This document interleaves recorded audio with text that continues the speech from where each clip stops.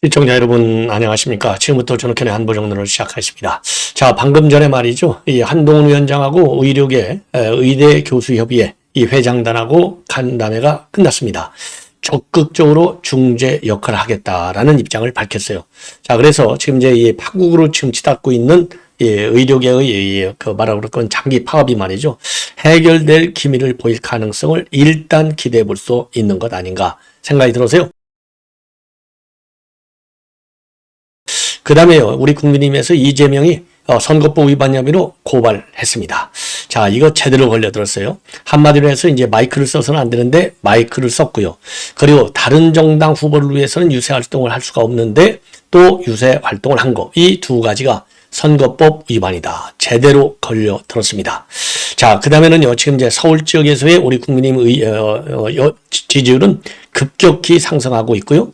자, 반면에 민주당 지지율은 급격히 하락하고 있습니다. 그 원인을 분석해 드리도록 하겠고, 그리고 이재명이가 말이죠, 드디어 본성을 드러내고 있어요. 포퓰리즘이죠.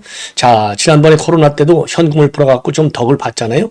그 맛을 다시 생각하는 것 같아요. 그래서 오늘 말이죠, 송파 현장에서 기자회견을 열고 1인당 25만 원, 가구당 평균 100만 원의 민생 지원금을 지급하자. 그리고 그야말로 아주 취약한 계층에 대해서는 추가적으로 1인당 10만 원을 더 지급하자.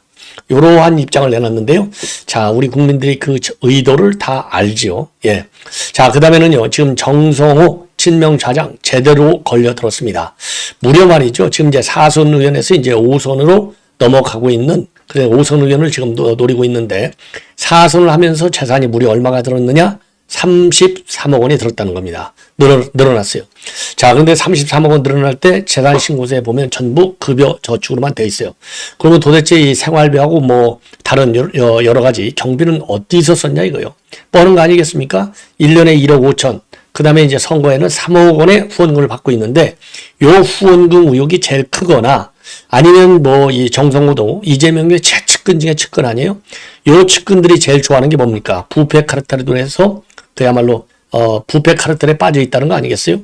자, 그래서 이 정성호도 말이죠. 시민단체 이거 고발해야 될 것이 아닌가 이렇게 생각이 듭니다. 마지막으로요. 지금 좌파들이 영화 2편을 총선용으로 내놔서 파장이 야기되고 있습니다. 자, 이러한 내용을 가지고 여러분께요. 핵심만 여러분께 이제 보도해 드리도록 하겠습니다. 자, 먼저 지금 방금 한동훈 위원장의 오늘 그러니까 이제 전국의대교수협의회 회장단하고 그 지금 간담이 끝났습니다. 요것은요, 이제 회장당에 들어가는 모습이고, 바로 뒤에 이제 박정하, 유이동, 그 다음에 김영동, 요 세 사람이 오늘 이제 회담에 참석을 했습니다. 자, 그래서요, 여기에서는 이제 핵심은 뭐냐? 서로가 이거를 언론에 제대로 자세하게는 얘기하지 않기로 했다. 그래서 얘기할 수 없다. 그리고 상황은 지켜봐 달라.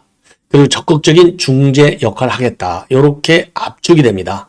자, 그래서 오늘 이제 끝나고 나왔어요. 4시서부터 한 50분 정도 대화를 했다고 합니다. 자, 우리 이제 당에서는요, 조금 전에 말씀드린 대로 박정하, 지금 수석 대변인하고요. 그 다음에 이제 김영동 비서실장, 그리고 이제 뭐 정책 관련이니까 유이동 정책위 의장, 요렇게 3명이 참석을 했고요. 그리고 이제 그러니까 전의교협, 그러니까 이제 전국 대학 의학교수협의회 측에서는 회장단인데 이 회장은요, 연대 세브란스 병원의 교수인데요. 연대 교수예요. 김창수 회장하고요. 비대위원장 겸 비대위원장을 비롯해서 이 교협 관계자들하고 이제 오늘 이제 간담회를 가진 것이죠. 그래서 끝나고 나서 기자들한테 뭐라고 했냐면, 저는 책임 있는 정치인으로서의 필요한 역할을 하겠다. 자, 그리고 오늘 대화와 관련해서는요, 국민들이 피해를 받을 수 있는 상황을 막아야 되기 때문에 정부와 의료계 간의 건설적 대화를 중재해달라는 요청을 의교협측으로부터 받았다라고 밝혀졌어요. 제가 이미 말씀을 드렸지 않습니까? 그리고 이제 어제 우리 정부에서도 대통령실에서도 이 의교협측에 대화를 하자 이렇게 제안한 바 있어요. 예. 그리고 의료계에서도 말이죠, 정부와의 건설적인 대화에 나설 준비가 돼 있다는 말도 한동훈 위원장에 대해 밝혔다는 겁니다. 그리고요, 상세한 말씀은 더 드리지 않겠는데 대화를 나누는 과정에서 상세 내용은 말하지 않기로 했다고 하고요. 향후 만남 계획에 대해서는 조금 더 지켜봐 달라. 그리고 본인이 건설적 대화를 하는 것을 도와드리고 문제 푸는 방식을 제기하겠다는 것을 이 의교 협측에 말을 했기 때문에 조금 더 지켜봐 주시면 될 것 같다. 이렇게 얘기를 했어요. 근데 이제 양쪽 다 이 데드라인에 올라온 게요. 지금 정부 차원에서는 원래대로 지금 복귀하지 않는 의사들에 대해서는 면허 정지 처분에 26일 날부터 딱 들어가겠다. 그리고 이제 의대 교수들은 집단 사직서를 25일 날 내겠다. 19개 대학이 되겠습니다. 이렇게 해서 이제 강대강 대치를 하고 있는 상황이에요. 자, 그리고 오늘 아까 말씀드린 대로 연대 교수인 이 회장하고요. 그 다음에 조윤정 비대위 홍보위원장. 이분은 이제 고대의대 교수의 회장이 되겠습니다. 이런 분들이 참석을 했다고 합니다. 자, 그리고 지금 면담 전에 말이죠. 우리 국민의힘 내부에서는 국민의힘이 의정 갈등의 중재자 역할을 하면서 타협의 실마리를 제공한다면은 여당의 존재감을 각인하는 좋은 기회가 될 것이다. 라고 하는 기대감을 표명한 바 있어요. 뭐, 당연하죠. 예.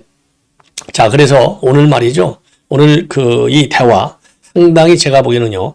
서로 말을 안 하기로 했다라고 하는 점이 저는 핵심인 것 같아요. 왜냐하면 이런 굉장히 중대한 회합인데 이런 회동을 가지고 나와서 각자 얘기를 하면은요.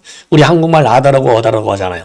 그러면 그 각자 공개하는 과정에서 또 공개한 후에 꼭 후유증이 있어요.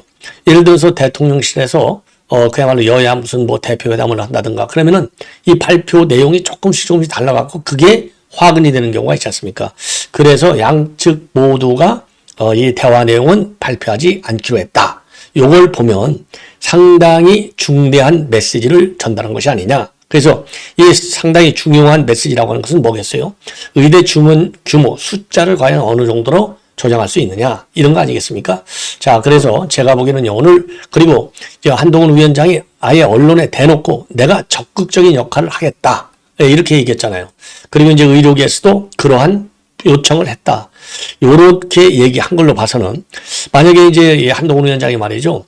요런 뭐라 그럴까요? 실질적으로 이 정부와 의료계 간의 대화를 진전시킬 만한 중재할 만한 그러한 입장이 의료계부터 나오지 않았다라고 한다면 내가 적극적인 중재 역할을 할 수 있어. 하고 싶어. 하겠어. 그리고 의료계에서도 요청했어. 이런 얘기를 밝힐 수 있겠냐. 못 박힌다 이거죠. 그래서 제가 보기에는 비밀리 하기로 했다. 자세한 거는. 그리고 적극적인 중재 역할을 하겠다라고 딱 제일 중요한 말이잖아요. 요 두 마디가 제가 보기에는. 이렇게 얘기한 걸 봐서는 중재 역할을 할 수 있을 정도의 의료계의 타협안이 나왔을 것 아니겠느냐. 왜냐면은요. 지금 윤석열 대통령이 법과 원칙에 따른 강한 입장에서 한치의 말하면 미동이 없어요. 의료계가 뭐 별의별 극약 처분을 해도. 자, 그렇기 때문에 의료계도 이 과거 정부의 대통령하고는 이 결이 다르구나. 요거를 알 수밖에 없고요. 국민들의 말하자면 국민들도 의대 증원에 대해서는 지금 찬성을 했다네. 증원. 지금 올해부터 2,000명씩 쫙 해서 하는 거. 이거는 찬성한단 말이에요. 다만 이게 이제 길게 끌다 보니까 피로도가 쌓여갖고 정부도 좀 양보해야 되는 거 아니냐. 그리고 의사들이 국민의 생명을 인지를 해가지고 자기네 직업상의 이익만을 추구하는 거. 요 부분에 대해서는 국민들도 분노하고 있는 거 아니겠어요?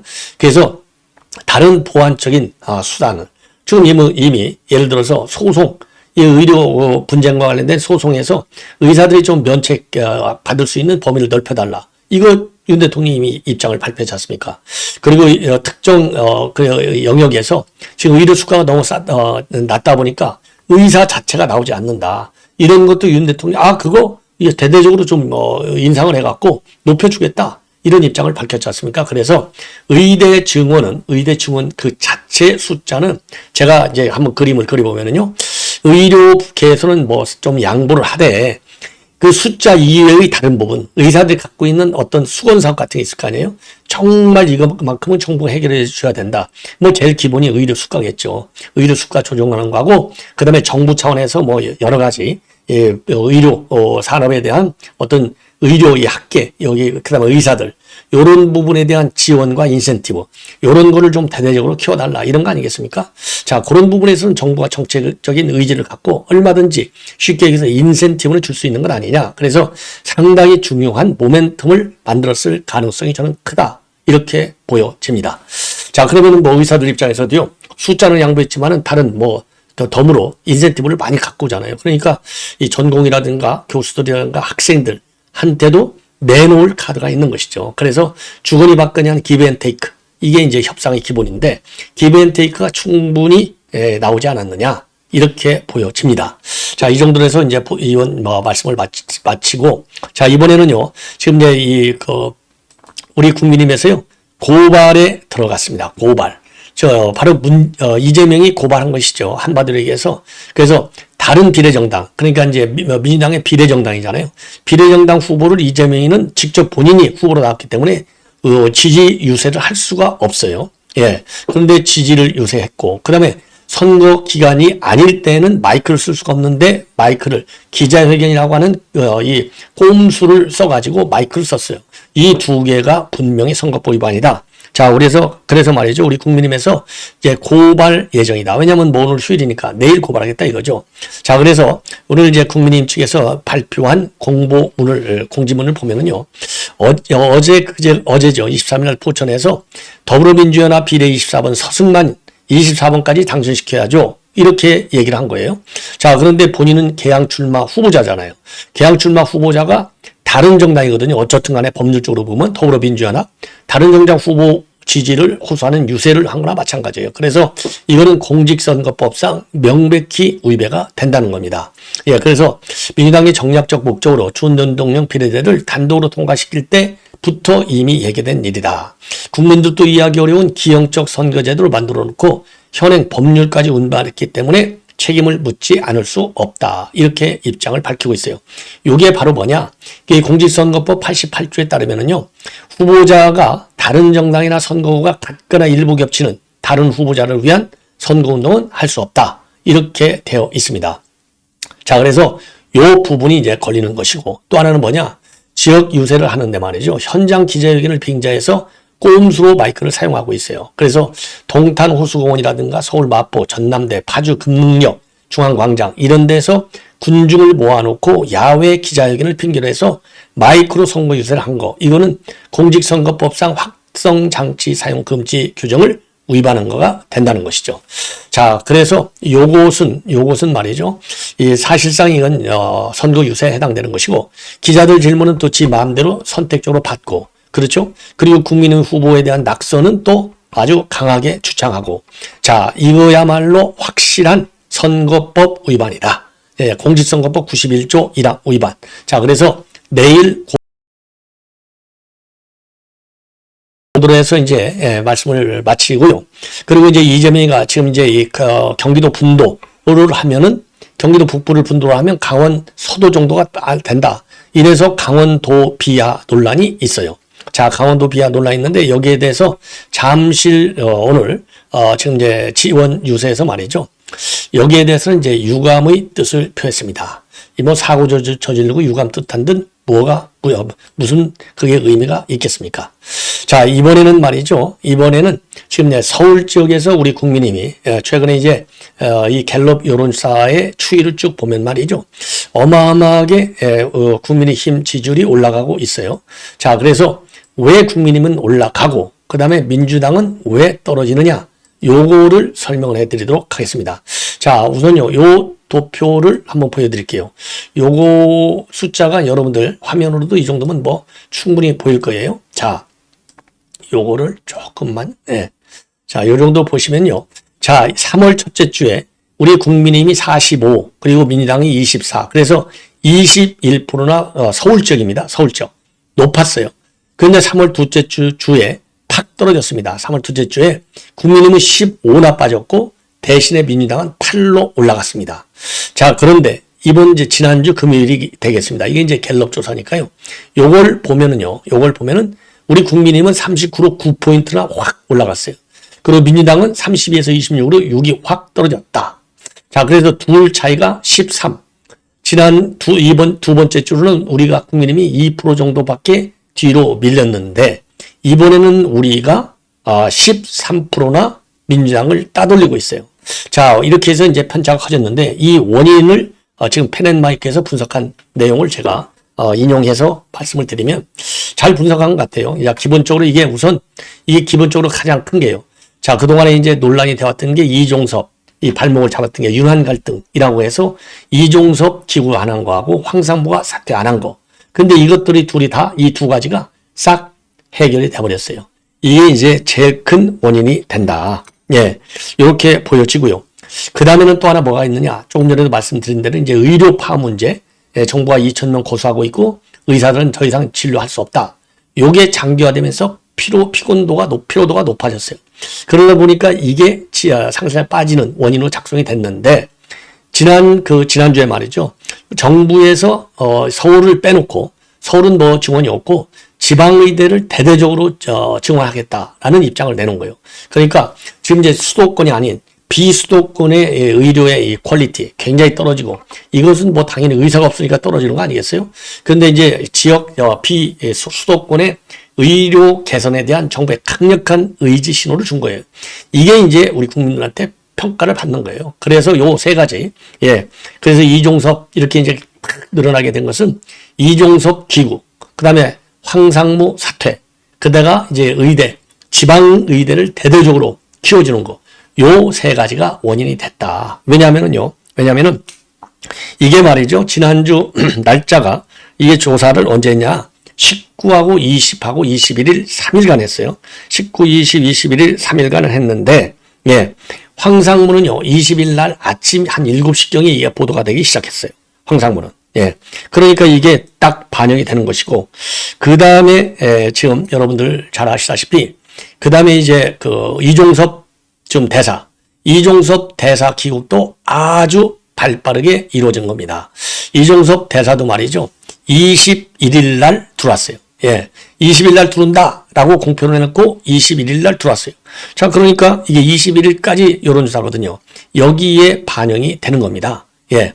그리고 의대 증원, 요것도 이제, 서울에는 배당을 안 하고 비수도권 의대의 정원의 약 60%를 배정한다. 그래서 수도권과 비수도권의 의료 격차를 적극 해결하겠다. 이러한 강한 정부 의지를 보여줬어요. 요게 이제 20일 날 발표가 된 겁니다. 그러니까 딱 이 세 그러니까 세 번째 주 여론조사를 하는 기간하고 요 중요하게 이 여론 지지율 인상을 갖다가 지지율 상승을 막고 있었던 이 부분, 요것이 싹 풀린 거예요. 그러다 보니까 조금 전에 말씀을 드린 대로 이게 서울 지역에서 서울에서는 지금 윤 대통령의 지지율이 그리고 이제 우리 국민의힘의 지지율이 이렇게 대대적으로 올라갔다. 요거를 우리가 볼 수 있는 겁니다. 자, 그러면 민주당은 왜 빠졌느냐? 제가 아까 그랬잖아요. 민주당은 무려 6%가 빠졌어요. 두 번째 주 32에서 세 번째 주 26으로 지금 여기 다시 한번 보여드릴게요. 32에서 26으로 빠졌잖아요. 요거는 그러면 왜 빠졌냐? 왜 빠졌겠습니까? 민주당. 자, 민주당이 빠진 것은요. 바로 조수진 사태가 되겠습니다. 결정적인 게 조수진 사태 때문에 이게 딱 빠지게 됐다. 조수진. 그래서 조수진이 빠지고서 거기에 누가 들어갔어요? 한민수가 들어갔는데 한민수도 독인 개긴이다. 도찐 개찐이다 이거예요. 예. 자, 그래서 이게 결정적으로 이제 빠지게 되는 이런 상황이 됐다는 겁니다. 자, 그러면 이제 앞으로는 그럼 어떻게 될 것이냐? 앞으로는 이제 이종섭 때문에 빠졌다가 조금 이제 올라갔잖아요. 그러면 앞으로도 이종섭 변수가 제일 큰 변수다. 그래서 지금 그동안에는요, 상당히 좀 수세적인 상황이었는데, 이거를 갖다가 적극적인 공세 방향으로 좀 방향 전환을 하겠다. 그래서 당장 소환 조사가 어렵다라고는 그 입장을 보이고 있기 때문에 가만히 있지 말고 아예 공수처에 쳐 들어가라는 겁니다. 예, 이 펜앤마이크는. 그래서 전에 지금 이제 누굽니까? 지금 송영길이가 검찰에 아예 치고 들어가듯이 치고 들어가라. 그러면 달라질 것이다. 이러한 지금 그 의견을 펜앤마이크가 제시하고 있어요. 자, 이번에는요, 이 정성호까지만 제가 말씀을 드려야 되겠네요. 시간이 벌써 20분이 지났는데, 정성호가 드디어 이제 사고를 저지른 것 같아요. 이거 반드시 그래서요, 이거 공천 취소 상황을 만들어야 될 것이 아니냐. 자, 지금 세종에서요, 이영선이가 지금 공소 취소가 됐지 않습니까? 그런데 지금 이제 요 다음 방송에서 말씀을 드리겠는데, 부천울의 김기표가 또 난리가 났네요. 김기표. 야, 이거 제2의 김의겸 사건이 났어요. 그거는 이제 요 다음 방송에서 보도해드리고, 지금은 제가 준비한 대로, 지금 누굽니까? 지금 정성호가 사선을 하는 동안에 말이죠. 재산이 33억 원이 넘게 늘어났는데, 이 본인이 밝힌 늘어난 원인을 보면은 급여 저축으로 돼 있다 이거예요. 그러면 급여 저축이 이렇게 많으면 도대체 생활비는 뭘로 했느냐? 예. 생활비는 뭘로 했느냐? 이렇게 이제 볼 수밖에 없는 거 아니겠습니까?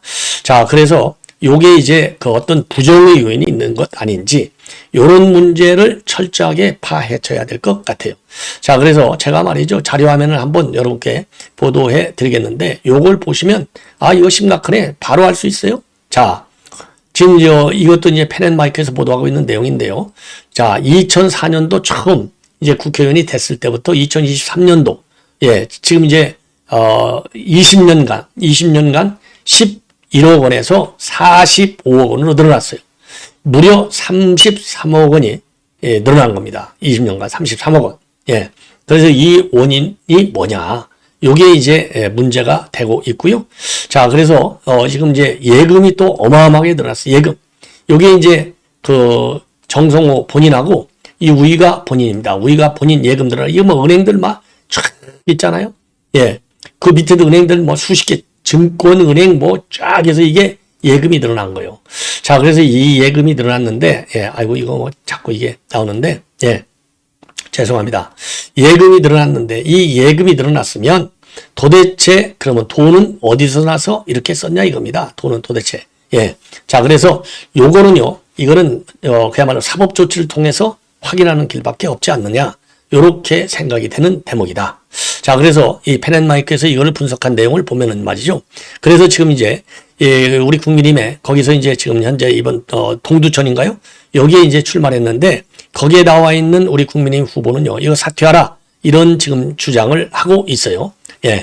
자, 그래서 요 자세한 내용을 좀 말씀을 드리도록 하겠습니다. 예. 우선요. 그러니까 동두천하고 양주, 연천, 갑에 출마했네요. 5선 도전자입니다. 그래서 17대, 19대, 그 다음에 20, 21대 4번을 지내고 이번 이제 5선 도전하는데 2004년도에 총선 국회의원 할 때는 아까 말씀드린 대로 11억을 신고했어요. 자, 다시 한번 11억. 예. 요 11억을 신고했습니다. 이걸 제가 조금 줄이겠습니다. 예. 자, 여기다 놓겠습니다. 자, 11억을 2004년도에 신고했는데, 예. 마지막에는 45억 2천여만 원으로 늘어났어요. 그러니까 국회의원 4선 19년 동안에 재산이 4배가 늘어난 겁니다. 특히 말이죠.